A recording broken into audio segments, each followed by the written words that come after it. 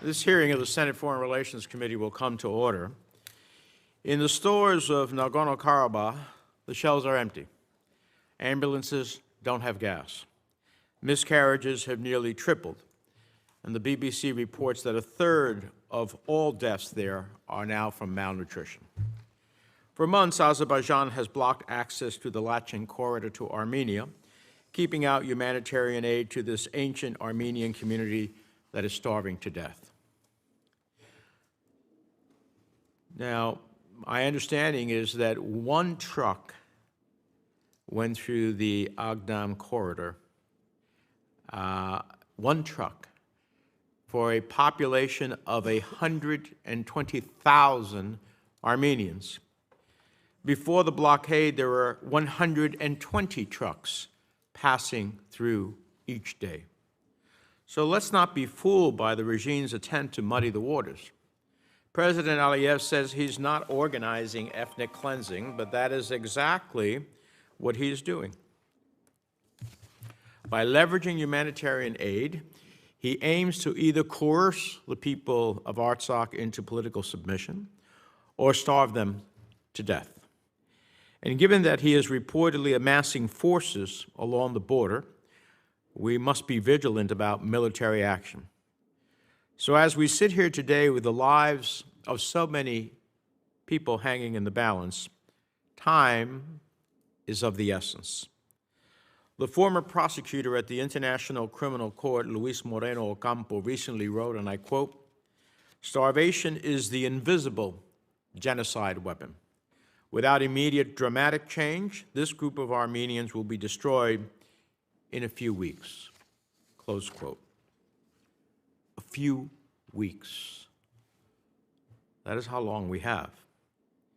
I would ask our witness to speak to what the department is doing, what the Biden administration is doing, and what the international community must do to avert this atrocity from being carried out before our own eyes.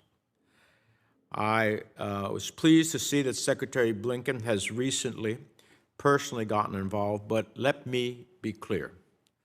Our message from the highest levels must be unequivocal. Stop the blockade. Stop threatening the people of Nagorno-Karabakh. Stop threatening Armenia. Open the Lachin corridor immediately. Uphold the commitments that Azerbaijan itself made in the November 2020 ceasefire. Now, I understand the dynamics of the broader region are complicated, but the fundamental principles underlying our approach and this crisis should not be. We must stand up for peace, security, and the defense of human rights, which is in stark contrast to Russia, who is not only an unreliable and incapable partner, but is an obstacle to peace and security. As Azerbaijan's forces moved in 2022, Putin's so-called peacekeepers were responsible for upholding the 2020 ceasefire. They stood idly by. Because of the implications for our own moral fortitude and broader stability throughout Europe, the United States and Europe have a responsibility. Over the past year, the United States has been helping facilitate a longer, more durable agreement between Armenia and Azerbaijan. I support any efforts that provide for the lasting peace, security, and fundamental rights of all people in the region. But the reality is this: talk is worthless when one participant in those talks is carrying out a campaign of ethnic cleansing. So I hope our witness will tell us what options she thinks we have to alleviate the immediate humanitarian crisis of Armenians in Nagorno-Karabakh. What options do we have to compel the government in Baku to finally open access to the Lachin corridor? What are we doing to dissuade Aliyev from starting yet another conflict? And why are we not more publicly considering sanctions for activity that I think we can all agree is clearly sanctionable? For too long, we have hedged on Aliyev. I have repeatedly expressed my deep opposition about waiving Section 907 of the Freedom Support Act, allowing the United States to send assistance to his regime. This clearly alters the balance of military power between Azerbaijan and Armenia in Aliyev's favor. I think Azerbaijan's actions over the past 3 years have vindicated my skepticism. I hope the international community is watching. Because when President Aliyev is tried for crimes against humanity, as I think he should be, the burden of proof will be very high. Right now, the burden of proof is not about convicting him of a crime. It is about preventing this crime. And I'd like to hear about how the department is seeking to do that. I have to be honest with you. I don't understand when we come together and we say, never again, never again. And here we are, before our plain eyes, seeing history unfold in a way that defies our supposed commitment to never again. Is it so important to us, despite Aliyev getting closer and closer to Russia, that we cozy up with someone who is in the process of creating ethnic cleansing? Is that the history the United States wants? Is that the side of history we want to stand on? I hope not. But I fear, based upon what's happened to date, that this is the path we're headed on. And so to the extent, whatever resources I have to try to get the department to act, I intend to use them. And I look forward to your testimony today. Let me turn to the distinguished ranking member for his remarks, Senator Risch. Thank you, Mr. Chairman.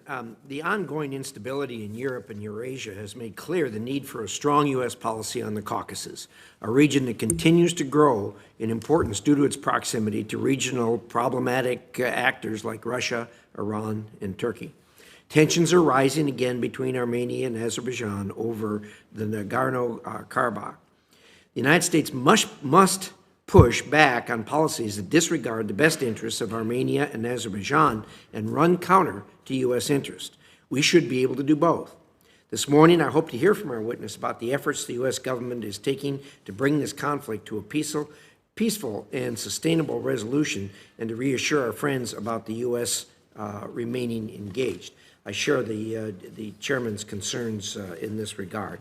Assistant Secretary Kim, I understand that you were involved last weekend in talks to help open the Lachin corridor and allow goods to flow again into the contested region. I hope you will detail for us the specifics of what was agreed and whether an end to this humanitarian crisis is in sight. Ending this conflict would bring peace to a fractured region and remove one of Russia's key levers of influence in the region. If we fail to form and implement an effective policy, we could see a return of Russian influence, or even see China establishing a stronger foothold in the region. The United States, along with our European allies, have an important role to play in the future of the Caucasus. Our action in response to the crisis in Nagorno-Karabakh will be key to broader U.S. policy toward the region. I look forward to hearing your assessments and, more importantly, your plans to face this challenge. Thank you, Mr. Chairman. Thank you. We'll move to our witness. Acting Assistant Secretary Kim is Principal Deputy Assistant Secretary in the Department of State's Bureau for Europe and Eurasian Affairs. She is a career diplomat, most recently serving our country as ambassador to Albania, where she modeled best practices for proactive engagement with Congress on key issues. Her work as Director for Southeastern European Affairs, Director of the Center for the Study of the Conduct of Diplomacy, Director of the Office of European Security and Political Military Affairs have prepared her for the role she currently holds at a critical time for the South Caucasus and Eastern Europe. Your full statement will be included in the record without objection. I'd urge you to try to summarize it in about 5 minutes so the committee can have a conversation with you. And with that, you're recognized. Thank you, Mr. Chairman, Mr. Ranking Member, and distinguished members of the committee. This is an opportunity to brief you on the latest. We've been tracking very carefully the concerns that all of you have expressed on this issue. We want to lay out for you the administration's efforts in the South Caucasus, especially with respect to the humanitarian situation in Nagorno-Karabakh. I appreciate the opportunity to update you on our work and hear your perspectives on these pressing issues. As you know, we've been working very intensely over the past few months to address the deteriorating humanitarian situation in Nagorno-Karabakh. We share your sense of urgency. We're deeply concerned by the continued closure of the Lachin corridor and the impacts this closure is having on the people of Nagorno-Karabakh. I want to be clear that we view the status quo as completely unacceptable. We will not stop working until we have a resolution. We've consistently said that that corridor must be open to commercial, humanitarian, and private traffic. We've conveyed that message both publicly and privately to all levels of the government of Azerbaijan on numerous occasions. Access to food, medicine, baby formula, and energy should never be held hostage. Secretary Blinken, Senior Advisor for Caucasus negotiations, Lou Bono, colleagues at USAID, and many others, including myself, have been intensely engaged on this issue with a wide range of contacts at all levels to press for the immediate and simultaneous opening of the Lachin corridor, as well as other routes to humanitarian, commercial, and private traffic to allow passage of urgently needed humanitarian supplies. We welcome the news that one shipment carrying approximately 20 tons of humanitarian supplies passed through the Agdam route into Nagorno-Karabakh on September 12th. But as you said, Mr. Chairman, that is not enough. Additional humanitarian supplies from the International Committee of the Red Cross have been positioned for weeks just outside the Lachin and Agdam checkpoints. Senior Advisor Bono is once again in the region, that's why he's not here with me today, to press for these supplies to be allowed into Nagorno-Karabakh immediately and simultaneously. President Aliyev, as well as representatives of Nagorno-Karabakh, have publicly stated that they've agreed to this arrangement. There should be no more delay in implementing this agreement, no more delay. It's essential for these supplies, which have been, again, ready to move for weeks, to finally be delivered to the people in Nagorno-Karabakh now. It's also essential to achieve a more sustainable arrangement for the men, women, and children in Nagorno-Karabakh. In this context, we urge the government of Azerbaijan to restore free transit of commercial, humanitarian, and passenger vehicles, both in and out of the Lachin corridor expeditiously, while we recognize also the importance of additional routes. One of the many challenges to a solution in this region is deep mistrust following decades of conflict and instability. We need to continue to encourage all sides to work constructively and to encourage those in Nagorno-Karabakh to accept humanitarian assistance from reputable international sources like the ICRC. Whatever compromise is ultimately reached, the only path forward is through dialogue and compromise to build trust. The root causes of instability and conflict that have plagued this region for so long have to be addressed. The administration continues to believe that peace in the South Caucasus has the potential to transform the region and advance U.S. interests. We now have a strategic opportunity to combat malign influence in the region from actors like Russia, China, and Iran by achieving a durable peace that will expand our bilateral economic and security cooperation and provide greater energy security for European partners and allies. Secretary Blinken has hosted 3 rounds of peace negotiations with the foreign ministers of Armenia and Azerbaijan since last November, and his leadership has yielded results.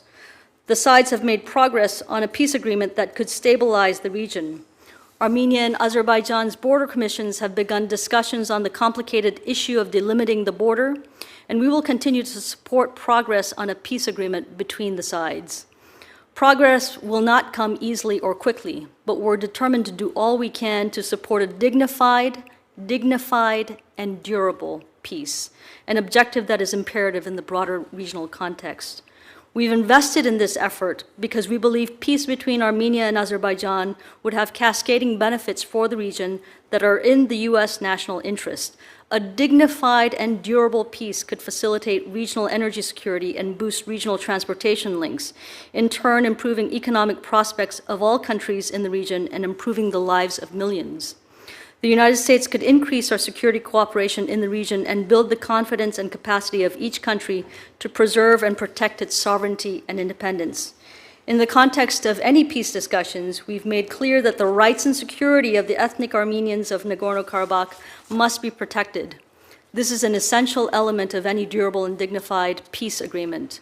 Azerbaijan must provide internationally verifiable assurances of respect for their rights and their ability to remain in their homes and live without fear. In closing, I want to be clear about a critical issue.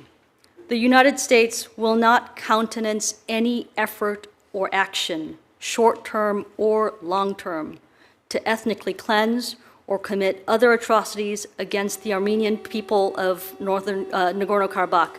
The current humanitarian situation is not acceptable.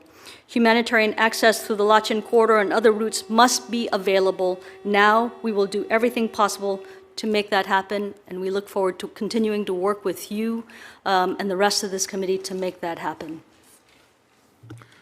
Well, thank you. We'll turn to a round of 5 minutes. 400 tons of essential goods used to go to the Lachin corridor daily. On August 15th, we saw the first reported death from starvation of a 40-year-old man, and I fear he will not be the last. Do you share my assessment as well as the ICJ's assessment that the blockade may represent a real and imminent risk to the health and life of Karabakh Armenians? Yes, we do, Senator. We share your sense of urgency, and that's why we are working this as hard as we are. Well, can you explain to me then why the United States is not or cannot do more to get humanitarian assistance in, as well as what we are doing to support the International Committee on the Red Cross? We've actually undertaken quite a lot of action on that front, Senator. We have been working this nonstop, in person, over the phone with all different actors, Baku, Yerevan, Stepanakert, to try to move this thing. We finally, I believe, were able to work with international partners to get a first truck through. That's a Russian truck, I would point out. But the point is that that traffic is now flowing. The agreement is that traffic through the Lachin corridor has to be open. So while I think all of us welcome that one truck through Agdam, I think all of us also agree it is not enough. It's not enough. Lachin has to be open. Other routes can be open too, but Lachin must be open. That's one truck is non-negotiable. One truck is not mercy. Absolutely. It's not even what's just. The reality is, you know, in addition to the blockade of Nagorno-Karabakh, President Aliyev is reportedly building up troop presence both around Nagorno-Karabakh and Armenia's border. Surely we can't take anything he says about wanting to find a solution to the crisis seriously when he is withholding food and also threatening violence. To me, that's pretty outrageous. I'm concerned that we are not, I hear your testimony, but I am concerned that we are not bringing urgency to this situation and taking a whole of government approach to pressure Aliyev. How real are the fears of renewed war? And what is the department doing to avert an Azerbaijani attack on the people of Nagorno-Karabakh and Armenia? Has the State Department told him to stand down and threaten sanctions? Has the White House and National Security Council told him to stand down? Has the Pentagon, through contacts in the Azerbaijani military, told him to stand down? These are the problems that I have with the waivers of Section 907. I don't understand. If that is about having influence with the Azerbaijanis, they're not working very well. And if anything, it is giving them a qualitative edge over Armenia's defense. So can you answer those questions for me? Thank you, Mr. Chairman. Those are important but complicated questions, but there's a simple answer to all of those. I've got here a ream of paper listing all the various telephone calls, meetings, travel that we've had to send across a very, very clear message. Number one, Lachin corridor must be open now, no more delay. Number two, we will not tolerate any military action. We will not tolerate any attack on the people of Nagorno-Karabakh. That's very clear. As we do this, we're mindful of the fact that, technically speaking, the war is not over between Armenia and Azerbaijan, which adds urgency to our commitment to try to support a durable and dignified peace agreement between Armenia and Azerbaijan that takes into account the security of the people of the Nagorno-Karabakh. National Security Council, if Yes, the they have. Pentagon, have they all weighed in? Yes, they They have all weighed in.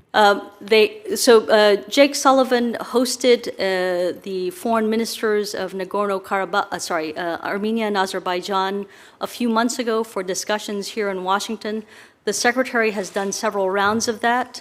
The Secretary has also had multiple phone calls with President Aliyev. I have had multiple phone calls with the foreign ministers of both countries over the last couple of weeks alone to drive home those messages. I believe that we are beginning to see a little bit of movement, but we're not going to rest, Mr. Chairman, until we actually see real results. All of this is just in pursuit of the 2020 agreement, the ceasefire agreement. Azerbaijan made agreements. We are just asking, even though we think there's much more to ask for, we are just asking for them to live up to their agreements. Now, if the agreements that they made, the commitments that Azerbaijan made in the November 2020 ceasefire, it's now 3 years after nearly, and we are revisiting that which they had agreed to and that have violated. So I just hope you'll tell the Secretary on my behalf that I would hate to see that this administration stands by and allows ethnic cleansing to take place on their watch and under their eye. We don't have to wait for reports of what happened a decade later. It's happening in real time. I've already raised this question at previous hearings, months ago. And I said, people are dying. And I got a response, well, we're not sure about that. People are dying. I don't know how many more have to die. And I certainly expect that if this continues, even if this is abated tomorrow, that we're not going to keep waiving Section 907. We only embolden Aliyev. We give him a message that it's okay. That's the wrong message. Senator Ricketts.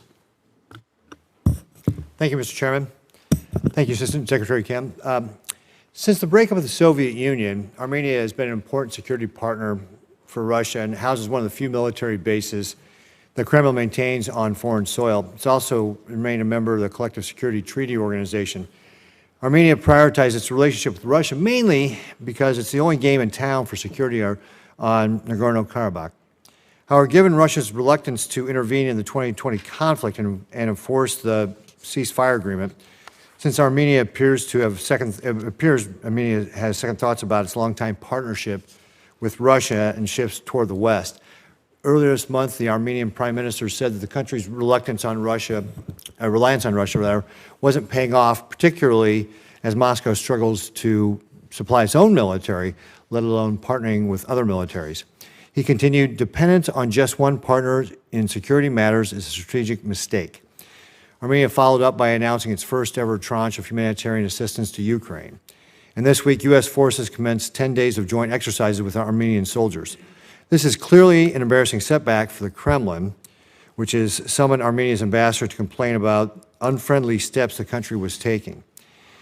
Does Armenia's recent actions represent a permanent shift away from Russia, or simply a shot across the bow for Moscow to intervene more forcibly in Nagorno-Karabakh?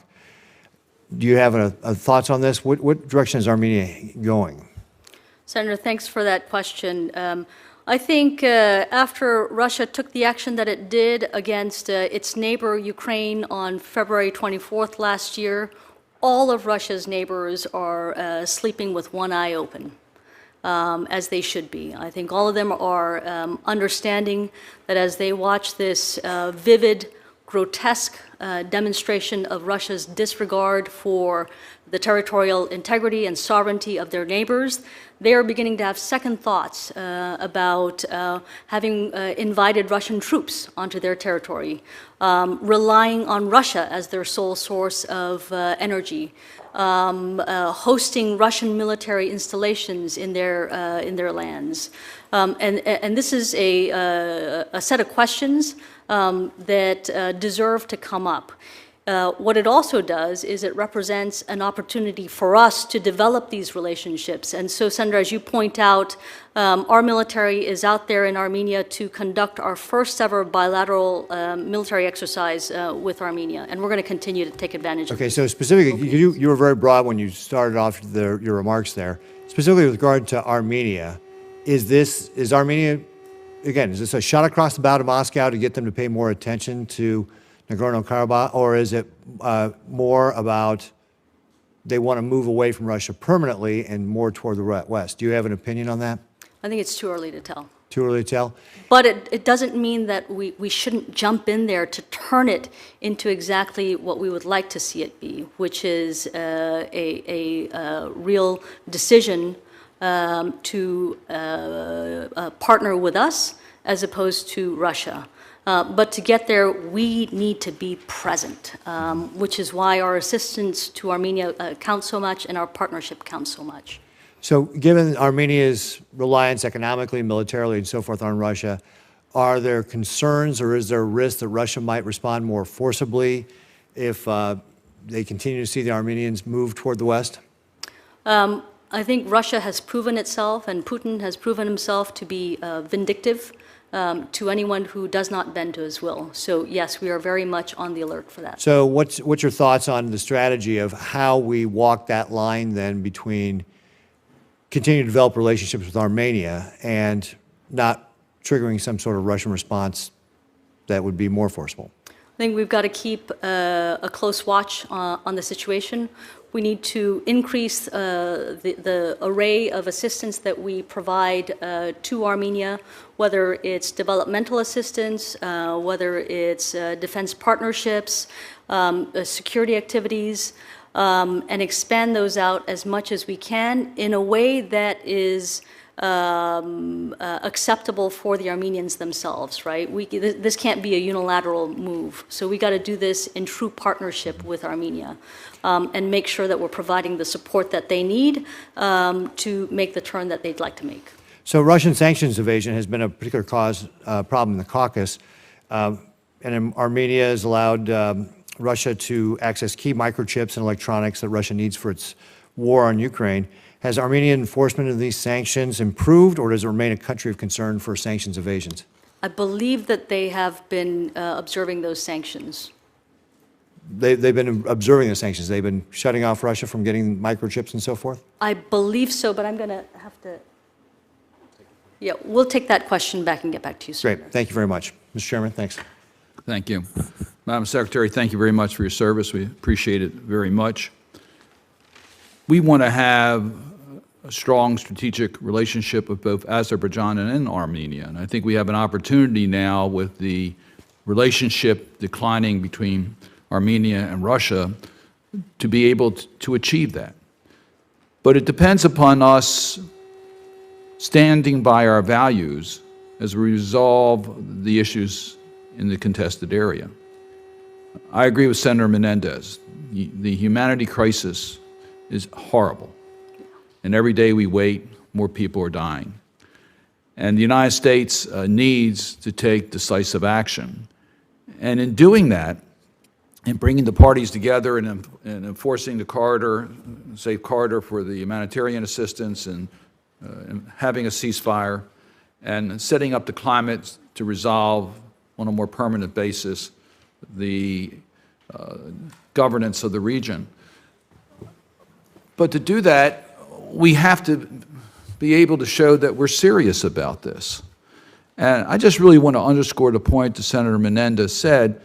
When you routinely give the waiver under Section 907, you're saying that Azerbaijan has demonstrated steps to cease all blockades and other offensive uses of force against Armenia. And that's just not the case.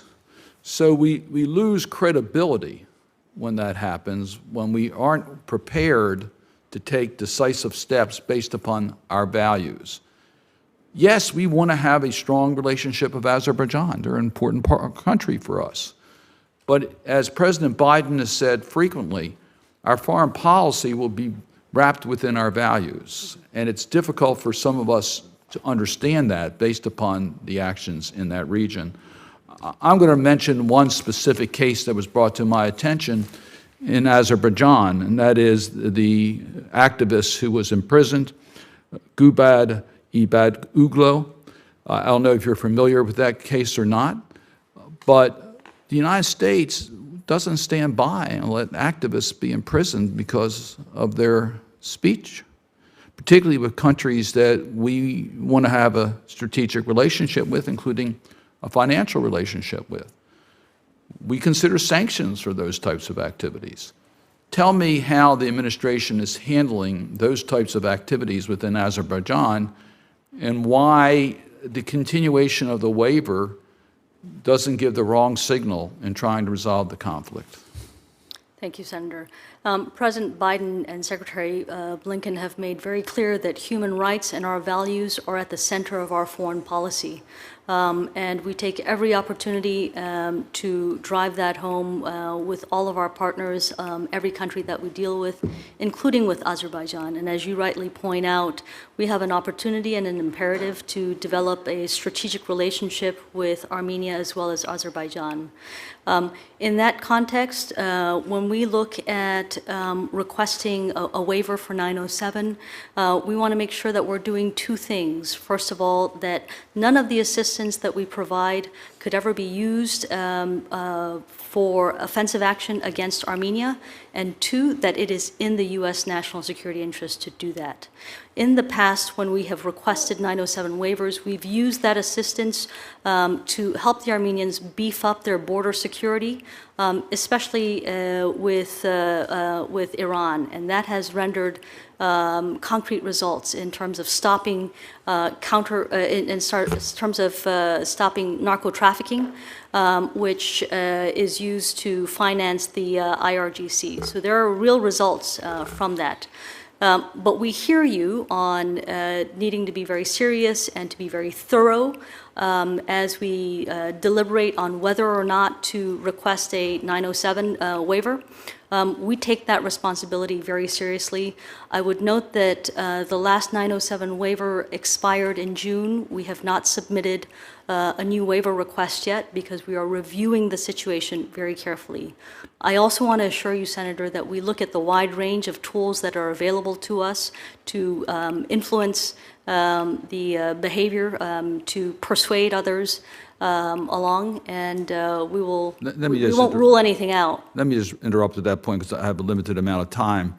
I hope you'll get back to me in regards to the specific case I mentioned. Okay, I Thank sure you. will. And let me just, if you read the language of the waiver, it's not the way Congress wrote it. I mean, I think you have to follow the waiver language, and it's not the use of the funds, it's the activities on the ground. So that to me is not carrying out the directive from Congress. And then lastly, let me just point this out. I've been in Congress, the House and the Senate for a long time. And this conflict predates my service in the House of Representatives, let alone the United States Senate.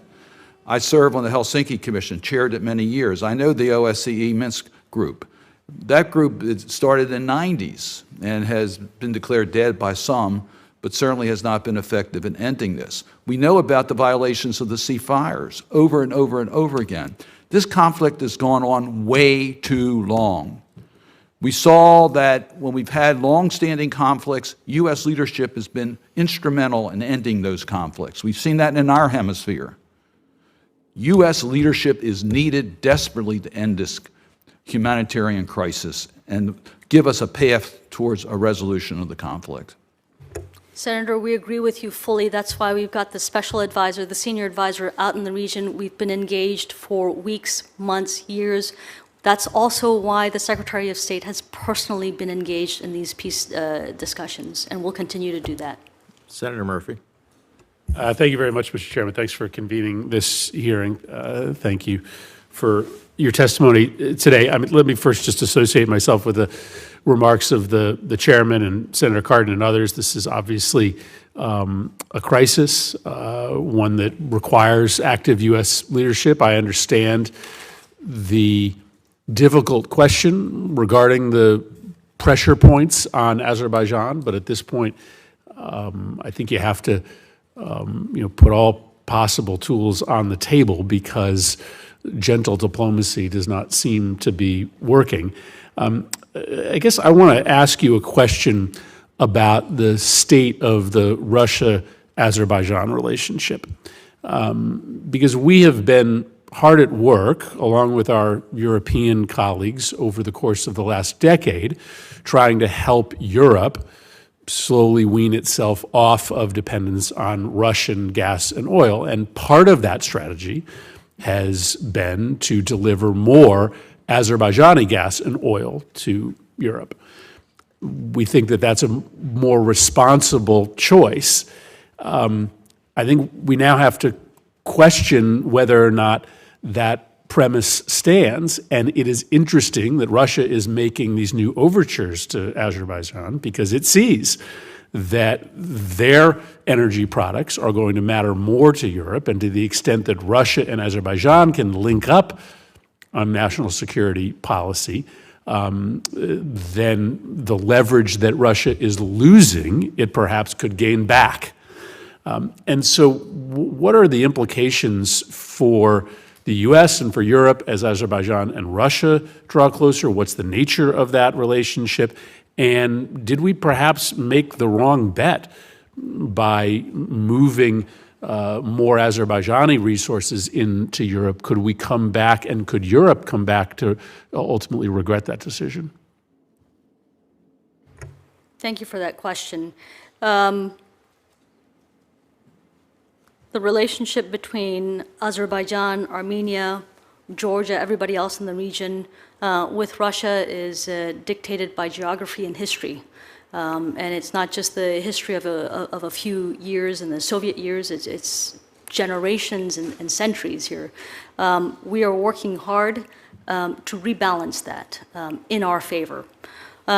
What we also notice is that this agreement that Armenia and Azerbaijan reached in November of 2020, we're not a party to it. And that agreement calls for the Russians to provide peacekeepers to enforce the terms of that agreement. I think it's fair to say that the Russians haven't delivered. And that's part of the reason why you're seeing the Armenians beginning to question that relationship. On the broader issue of energy, that's an urgent need. All of the countries in Europe and around the world, I would say, have concluded that it is not a good idea to be sole source to Russia for their energy needs. We have had an effective period of work with the Azerbaijanis in helping them to double the amount of gas that they will be bringing to Europe by the year 2027, from about 10 to about 20 BCM. That southern gas corridor is extremely important for ensuring that there is energy diversity for Turkey, Greece, Bulgaria, potentially Albania, and definitely Italy, and possibly into the Western Balkans. So we cannot underestimate how important that is. There's also the oil pipeline that runs from Baku, Tbilisi to Ceyhan, and we need that to keep functioning. The main task here is to enable our friends, partners, allies to break free of the stranglehold that Russian energy has had on them over the last few generations. Right, but our alternative is turning from dependence on one dictatorship to a different dictatorship. And the question now becomes, are we funding Azerbaijan's efforts to impose a brutal blockade on the Armenian people? And so it again, I think it underscores the importance of the ultimate goal, which is to break the United States and Europe free of dependence on oil and gas, period, stop, because there seem to be no great choices in the region. I do appreciate the leadership that Secretary Blinken has shown here. I think it is important that we're playing a central role here, and I'm glad to have this update. We hope to stay in close touch. Thank you, Mr. Chairman. So, Senator, I'd like to just foot stomp one point that you made about energy diversity, source, routes, and that means that we don't want our friends, allies, and partners to be single source to any country or to any type or any route.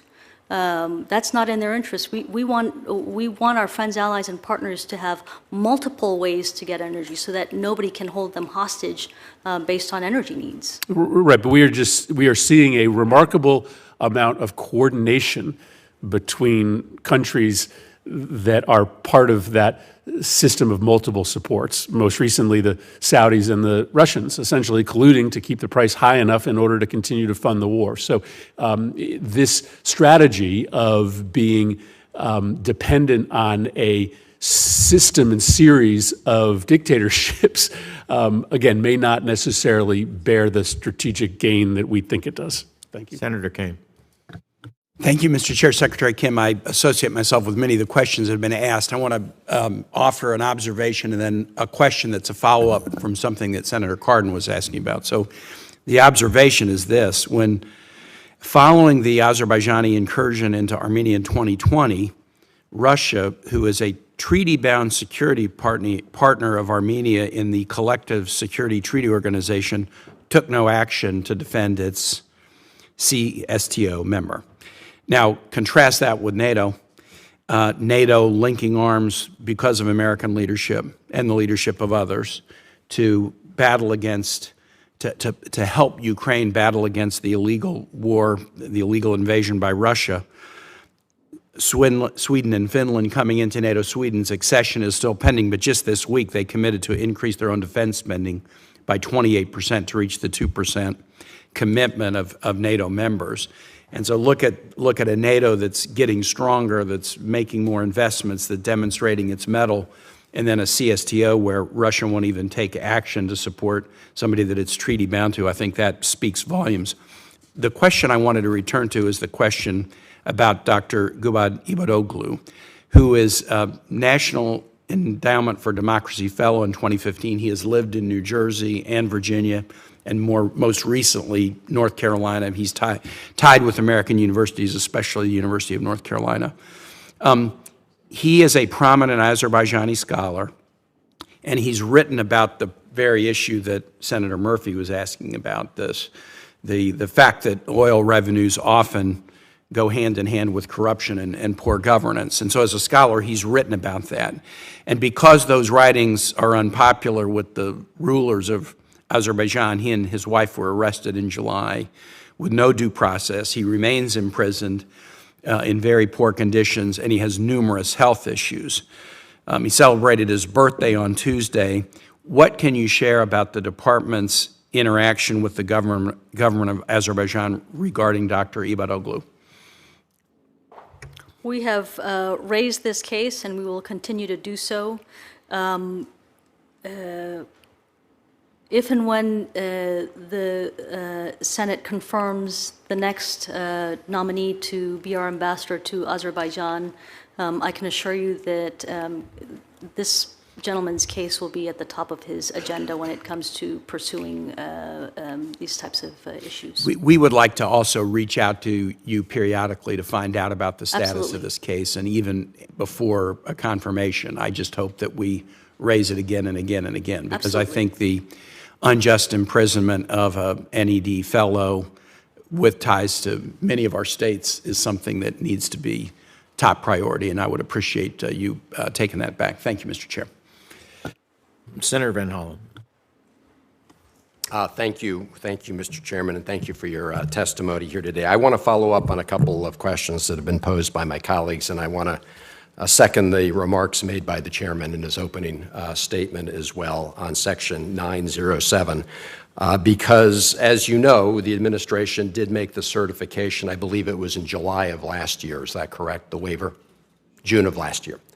And I'm looking for the report that accompanied that. I saw the certification itself because the statute does require that the State Department provide information on the status of negotiations for peaceful settlement between Armenia and Azerbaijan and the impact of United States assistance on those negotiations. We'll be checking to see exactly what the finding was then, but you would agree today that the provision of U.S. assistance did not have a positive impact on the negotiations. Isn't that the case today? Senator, respectfully, I'm not sure that I would agree with that statement. We make sure through a very thorough process that has gotten even more thorough. I understand that the No, just so I understand, I'm not talking about the process. I'm asking today, if today you had to present this report to Congress, if you exercised the waiver and had to present the report to Congress, could you conclude that the assistance, U.S. assistance, was having a positive impact on the negotiations? We are going through those issues very thoroughly, which is why you haven't seen the waiver come through yet. So let me just read a statement that the State Department made on April 23rd of this year in response to Azerbaijan's establishment of the blockade of the Lachin corridor. It reads, this is the State Department saying, and I quote, "The United States is deeply concerned that Azerbaijan's establishment of a checkpoint on the Lachin corridor undermines efforts to establish confidence in the peace process." So that was in April. Do you agree with the State Department statement? Yes, that's correct. Okay. Any 907 assistance that's gone through is targeted towards counterterrorism and border security, mostly along the border with Iran. Right. But so you stand by the State Department statement, I hope, from April, which was that Yes, the actions by Azerbaijan undermine efforts to establish confidence in the peace process, right? Yes. Okay. Has anything happened between April 23rd and today that would lead you to believe that providing assistance by exercising the waiver would improve the prospects for peace? So those are in some ways a little bit separated because, as I said earlier, any 907 assistance that's gone through is directed at counterterrorism objectives that are in our interest, along with border security and counter-narcotics activities that are also in our interest. That's produced real results in terms of addressing our concerns about our IRGC funding. With respect to the blockage of the Lachin corridor, we share your sense of urgency on this. Nobody is sitting still on this. I want to assure you that we work night and day on this issue. I appreciate your testimony. I'm just going to be interested in reading, if you exercise the waiver this time around, which I hope you won't, because I don't think the conditions on the ground merit it. But if you do, it will be interesting to see what the State Department puts in its required report on the question of whether or not the impact of U.S. assistance on the negotiations. I know you are arguing that the assistance helps advance counterterrorism objectives. The report requires an assessment about whether any of this assistance also helps, what its impact on the peace process is. And I think, based on your statements from April, the State Department statements for April, it's pretty clear that, at least as of then, in your own words, State Department's own words, it was undermining confidence in the peace process. And I don't see anything that's changed from that day to this. So, look, I've got other questions to submit for the record. One of my concerns has been the impact on our demining efforts in Nagorno-Karabakh. Many of us have been very active in providing funds to demine that area. And all the reports we're getting from people on the ground who are involved in the demining effort is that the blockade is having a significant harmful impact on their efforts. Would you agree with that? I would totally agree with that, and that's why we're working hard to get those the Lachin corridor and other routes open as soon as possible. All right, thank you. Thank you, Mr. Chairman. Madam Secretary, you just said in response to Senator Van Hollen that, well, Section 907 in our waivers is about border security and counter-narcotics and their performance in that regard. Did I understand you correctly? Yes, sir. There's a number of objectives related to our assistance, to any security assistance that we have with Azerbaijan. And those are? So those are to strengthen the interoperability of Azerbaijani forces with the U.S. and NATO, because that's in our interest, to provide opportunities for Western indoctrination and education, to help secure the 475-mile-long border with Iran, and to secure energy sources and routes that are critical to our European friends and allies. Okay. So that is the limited universe under which I guess the department looks at Section 907. So is it in our national interest to stop ethnic cleansing? Absolutely, sir. Well, I don't hear that in the list, and I don't hear that in the process of determining whether Section 907 should be waived. If we allow, for whatever reasons, whatever security, border security, counter-narcotics, for ethnic cleansing to take place, and we look the other way, we send a global message of what our priorities are. We say to others in the world, you can do that as long as you work with us on counter-narcotics, border security, and other such things.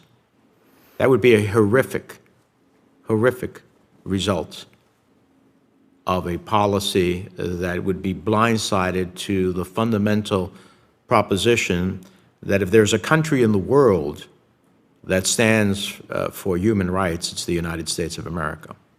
I've listened to our president, who both when I sat over there, when he was the chairman of this committee, and when he was vice president, and of course as president, has spoken about the importance as part of the fabric of our foreign policy in terms of human rights. But speaking of it is meaningless. It is a hollow promise without action. So I don't know how we can see a positive result under Section 907 when we have the violations of the 2020 ceasefire. I don't see how we can have a positive result when we have the amassing of troops by Azerbaijan.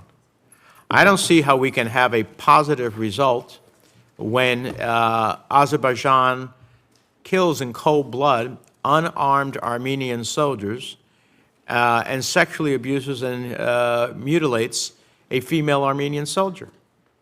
I don't understand how Section 907 leads to a more peaceful resolution when they are in the verge of ethnically cleansing 120,000 Armenians in Ğarabağ. I don't understand it. I don't understand how one can stretch the proposition of what Congress meant in Section 907 that way. And so when I hear you dictate what are the elements, well, those elements don't cover the dire consequences that are happening right now. Senator Shaheen. Well, thank you, Mr. Chair. Thank you for being here. Secretary Kim, I have to say I share the concerns that have been expressed about Azerbaijan's continued obstruction of the Lachin corridor. In New Hampshire, we have a large Armenian diaspora, and we hear consistently from them about their concerns that Azerbaijan's blockade has resulted in severe humanitarian suffering, that it should be lifted immediately. And as probably one of the few members of Congress who's actually spent some time in Armenia, I have to say, this is a problem that we ought to be able to help resolve. One of the things that I know would be helpful would be for the Senate to confirm the ambassador to Azerbaijan. I think it would really be helpful for us to have an ambassador there who can make the case for why we need to address what's happening in Nagorno-Karabakh. So I hope that the Senate will be able to get that done. I understand that the nominee is on the business meeting for next week, so hopefully we can move that, Mr. Chairman. Can you speak to what role Russia is currently playing in Nagorno-Karabakh and any negotiations that are happening? Thank you, Senator. And we agree with you on the need to get an ambassador out to Azerbaijan as soon as possible. On the role of Russia, as you know, Russia is the one that brokered the ceasefire between Armenia and Azerbaijan after the horrific violence in 2020. And they put themselves forward as peacekeepers and guarantors for the terms of that agreement. The United States was not at all involved, and in our assessment, and I think I'm safe to say in the assessment of Armenia and Azerbaijan, the Russians have not done what they were supposed to do. Just a few months ago, exactly a year ago, we saw violence flare up again on the Russian watch. So I think it's reasonable to demand that the Russians do their job to prevent further violence. I think it's also incumbent on the Russians to make sure that Lachin corridor is opened again. That's their responsibility as peacekeepers. We're doing our level best. We're not a party to that agreement, but we're doing our level best, and we will do more than our level best because we think it's absolutely urgent to get food into the people of Nagorno-Karabakh. Food, medical supplies should not be held hostage to political disputes, and we're going to continue to do that. I think the whole world should be asking what is Russia doing in Nagorno-Karabakh to help the situation. Well, thank you. I very much appreciate that statement. Do they still have 2,000 peacekeepers on the ground, and are they actually doing anything, the people who are supposed to be the peacekeepers? So we believe that they do have about that number of peacekeepers. We understand that their troops get supplies airdropped in by helicopter. We do note that the one truck that went in a couple of days ago is a Russian Red Cross truck.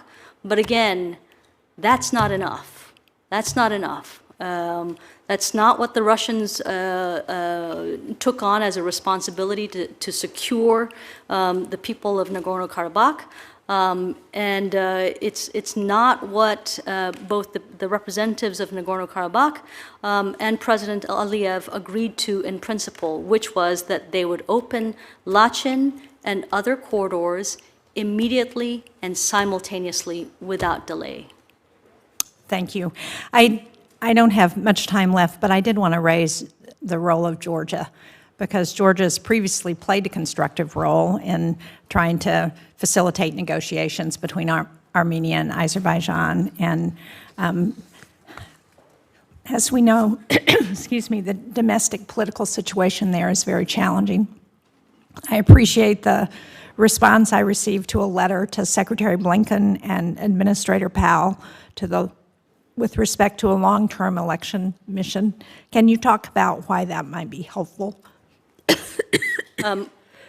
Georgia used to be the poster child for recovery and resilience and flourishing after the breakup of the Soviet Union. We have been discouraged to see a democratic backsliding in recent years. We want to make sure that we keep democratic institutions and practices front and center so that we are able to ensure that the Georgian government delivers on the will of the Georgian people 85% of whom want to see their country in the EU. Sadly, Vice President of the European Council, Joseph Borrell, was just in Georgia and made clear that thus far the Georgian government has only met 3 of the 12 conditions to open up negotiations for EU membership. And that's a responsibility that the Georgian government has to bear. We want to see the Georgian government be more responsive to their people. And we would like to be in a position to work with them to help the country of Georgia and the people of Georgia take firm steps forward on their Euro-Atlantic path. Thank you. Mr. Chairman, if I could have just another minute or two. The letter that I received has the State Department pointing out that plans for a long-term election observation mission will be finalized in the coming months. But that timetable doesn't give us much time to actually prepare for what needs to happen in order to ensure a free and fair election. So can you tell me, has the government of Georgia agreed to a long-term election observation mission, and what happens to Georgia's accession agenda if next year's elections don't accurately reflect the will of the people? Senator, if you'll allow, I'll get back to you on the specific timetable. That would be great. I would really appreciate it. I think this is a place where, as you point out, we know that the people of Georgia are looking towards the EU. They want to assimilate with the West, and they want their government to move in that direction. And I think it's imperative for us to take every opportunity that we can to help them make that transition. Thank you, Mr. Chairman. Thank you. I'd ask unanimous consent to include, for the record, testimony from the Executive Director of the Armenian Assembly of America, and without objection, so ordered. One final question, Mr. Secretary. Let me ask you, why do you think, despite its signed commitments and a ruling by the International Court of Justice to open the Lachin corridor, that Aliyev is not opening the corridor?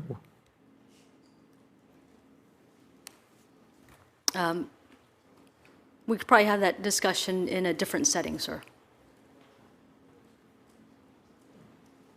What would be classified about a simple answer to a question as to why is he not keeping? We've discussed that there was a ceasefire, there was an agreement, there's been a judgment by the International Court of Justice, there's been attempts by the administration, there's an EU effort that he has not been cooperative with. Why would such a conversation need to be classified?